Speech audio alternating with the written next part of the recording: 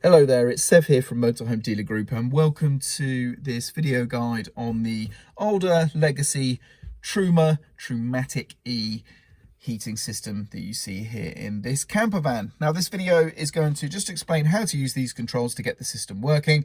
For any more detailed information and troubleshooting, please refer to your vehicle or equipment documentation. But otherwise, let's get into it.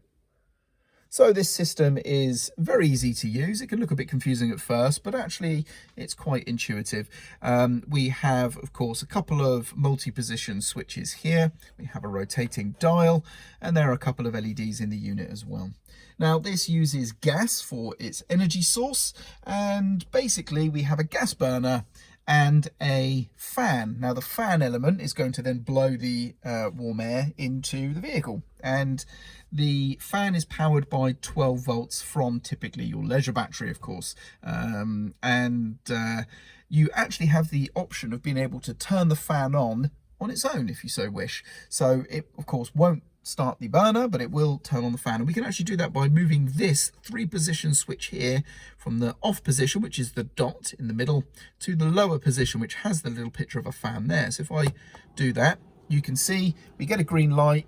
I don't know if you can hear in the background, but the fan has immediately kicked in, and there we go. Now this dial can be turned, but it doesn't serve any purpose. The fan just kind of kicks in a preset speed, and that's basically it. Now this isn't going to cool down any air. It's also not heating it, obviously. It's just circulating ambient air, which could be nice on a hot still day, or if you need to ventilate your vehicle. Turning it off, is as simple as just moving that switch back to the middle position where the dot is. So next, of course, we have the primary function, which is actually providing heat. And that is turned on using the same rocker switch here, or multi-switch, that we just then moved to the flame position here, as you can see right there.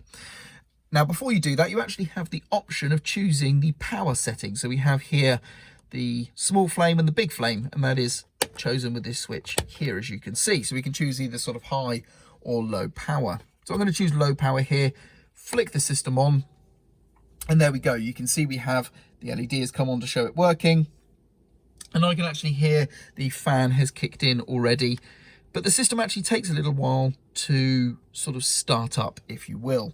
So once the fan started, a short period of time later, you may hear a loud click, which literally just happened. I may have spoke over it and you might not have heard it on the video, but there is a loud click as the gas valve sort of opens and things start to get going.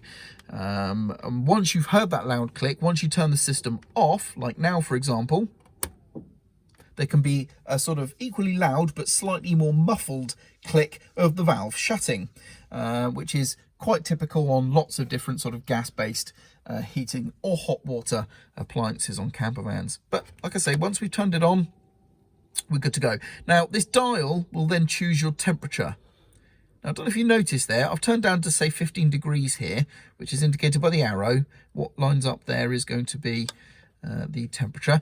Now the LED behind has just gone dim, or dimmer than when I turn it up. So if you watch, and actually the fan has stopped working as well.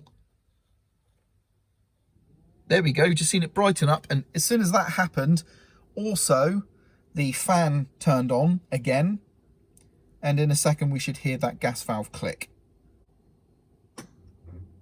There we go, that's the gas valve click as it's come on. So now the ignition process has started, and in a short period of time we should start getting some heat out of the vents. And that's basically it. It really is as simple as that. So of course you choose your desired temperature, and the unit will cut in and out accordingly to keep that temperature maintained. Now you may find, if you have a low gas power setting and you're commanding a high temperature, you may find it's unable to reach that temperature, depending on how hard it's having to work and how cold the actual environment is. But if that's the case, all you need to do is knock the power level up, of course. Now when you do this, not only is it going to provide more heat, but the fan is going to kick into a higher gear as well. And I don't know if you can hear that, but that's what typically happens. But, you know, by modifying your target temperature and your unit power, you'll be able to, of course, achieve your needs. But it really is as simple as that. Nothing much more to it. Now what I'm going to do is I'm going to now turn this unit off without talking, and hopefully you'll hear the shutdown click as well. So you're listening for a loud but more muffled click. And there we go. It's pretty quick after you turn the unit off now, and you may not have heard it on camera, but there is a loud but muffled click when the gas shuts off as well. And there we go. That's it for using the Trumatic E. Now, the only thing I haven't covered is going to be the red LED there. This will illuminate if you have some form of issue with the unit. But yes, that's what the red LED will mean. It means you have an issue that you then need to start troubleshooting and trying to sort out. But there we go. That's how to use the older legacy Trumatic E gas heating system.